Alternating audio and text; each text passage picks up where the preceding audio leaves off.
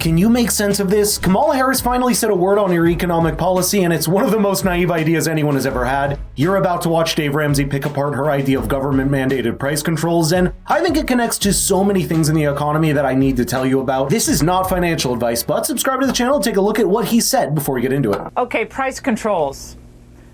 Talk to young people for a moment. Is that going to fix this problem, dig them out of that financial hole? No, because it's artificial.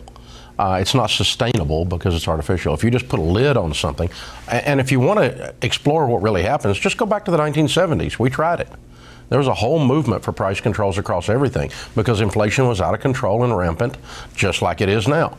And so it's been tried. It does not work. What works is to flood the market with supply. Lots of oil means lower oil prices. Lots of labor means lower labor prices. Lots of whatever means lower prices. It's a simple supply-demand curve. It's called economics, and it's called the free market economics. When you insert government in it and try to artificially cramp it down, it simply does not work because you can only hold that hose for so long until the pressure builds up and then it blows on you. You know what? I think most of the country understands this is a basic tenet of the free market. Here's the thing, the price you pay for food or medicine off the shelf is merely the end of an extremely complex supply chain that contains raw material miners, scientists, transporters, investors, and a whole lot more. Every single one of those people's labor is factored into the final price that you pay for the product off the shelf. Now, are there inefficiencies in the system? And are there people along the way looking to exploit the chain unfairly? Yes, but if the government's primary remedy is for that to simply choke the supply chain at the end to get a specific price, then it's basically just admitting defeat. What's interesting is that a policy like this has only recently been put forward as an official platform of the Harris-Walz ticket, even though there's not enough clarity on how they plan to actually do it. Remember, for a government to set a price is not as simple as speaking it into action. It needs to find the bipartisan cooperation, as well as major industries taken into confidence, whose supply chains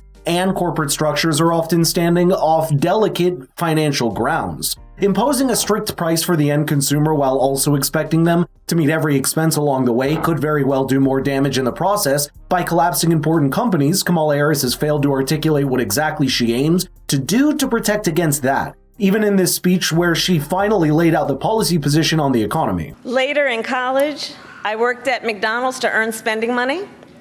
Well, some of the people I worked with were raising families on that paycheck. They worked second or even third jobs to pay rent and buy food. That only gets harder when the cost of living goes up. When I am elected president, I will make it a top priority to bring down costs and increase economic security for all Americans. As president, I will take on the high costs that matter most to most Americans, like the cost of food. We all know that prices went up during the pandemic when the supply chains shut down and failed. But our supply chains have now improved, and prices are still too high. See what I mean? The whole statement is born out of the misconception that it's the president that directly controls the inflation level in the short term, when it's actually the Federal Reserve. All the government can do is to incentivize more production to increase supply, eventually lowering prices, as Dave Ramsey said. The Washington Post makes an important point regarding the retail sales numbers that came out today, Dave, which showed a 1% increase, which a lot of people think that's good, it's increasing. But the top 20% of households account for roughly 45% of overall spending, and low and middle income households are really feeling the brunt of high inflation. The lion's share of U.S. consumer spending coming from the wealthiest consumers. Dave, given what you hear on a daily basis, does that surprise you at all? Well, let's also understand the statistic there. It went up 1%. It wasn't 1% in number of units sold. It was in dollar volume. What's that mean? It means the price went up. It doesn't mean the economy's booming. It just means the cost of the good went up by 1%. Actually, it went up a lot more than 1% because the number of units is down. That only shows you one thing, which is that a lot of these nice-sounding slogans are only just good for a political rally because they're either too ineffective or impractical to implement. For example, take a look at this statement from the Kamala Harris campaign's document on their broad economic agenda that talks about how they plan to tackle price gouging It reads in part, and I quote, "That's why Vice President Harris and Governor Walz will work to enact a plan on their first 100 days to go after bad actors to bring down Americans' grocery costs and keep inflation in check. They will work with Congress to advance the first ever federal ban on price gouging on food and groceries and set clear rules of the road to make clear that big corporations cannot unfairly exploit consumers to run up excessive profits on food and grocery." But that's the whole point. Who decides that excessive profit and how? Does that government get to do it? And if so, does Donald Trump's criticism that Kamala's proposal is a Soviet-style price control sound correct?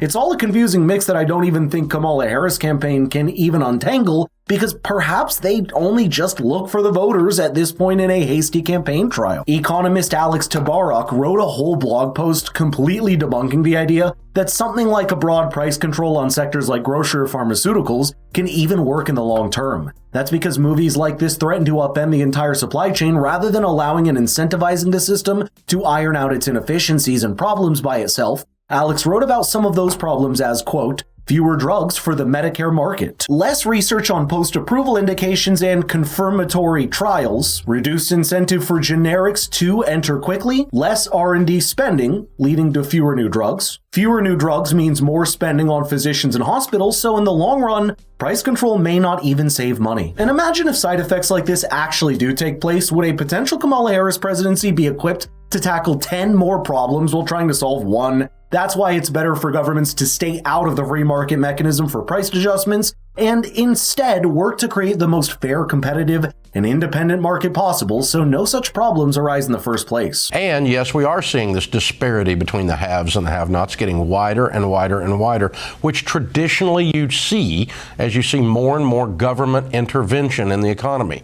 When you let the free market run and you leave it alone, this is a battle of ideas. When you let the free market run and leave it alone, it will find equilibrium, and it works to the advantage of most everyone when you do that. When you insert government in it and you say, "I'm going to do price controls, I'm going to protect you from high grocery prices," it's simply not sustainable, and it causes more problems than not. All we got to do is go back and look at the mess of the supply chain in COVID and see that exact same thing unfolding there. And so if you want to help the little man, let the market run. I think Dave Ramsey was the perfect person to talk to for this. He's generally got a very conservative and careful approach to personal finance, which translates into how he believes governments should deal with the broader economy. That's why it's an interesting window into why he believes things like price controls will not work, and there's certainly weight to the idea if you think about it. But let me know in the comments if you agree, because for the American people, the economy is going to be one of the most important metrics for judging the performance of any future president.